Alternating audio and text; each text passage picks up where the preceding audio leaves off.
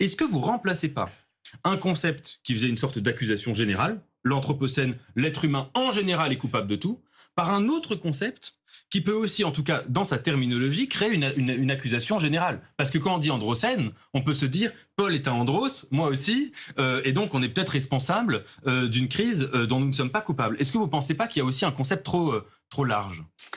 Déjà, vous êtes responsable de la crise, comme je le suis. Oui, bien sûr.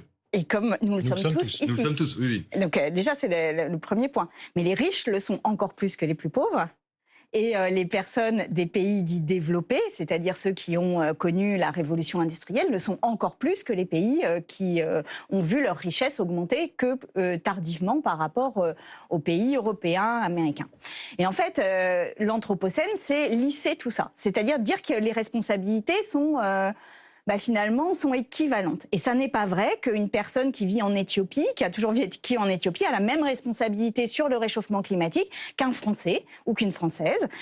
Et donc, la question est de savoir comment les structures sociales, comment l'histoire de notre développement, la colonisation, l'esclavage, ont aussi façonné la crise dans laquelle nous sommes actuellement. Et si nous ne posons pas cela, alors nous ne pouvons pas avoir de réponse à la hauteur de l'enjeu, parce qu'alors on pense qu'il suffira d'une croissance verte pour résoudre notre problème, là où au contraire il nous faut revoir notre rapport au monde, notre rapport à autrui, notre rapport social profondément à la richesse et à la prédation. Et c'est cela que j'appelle l'androcène avec Adélaïde et l'autre Sandrine avec laquelle nous avons écrit ce texte.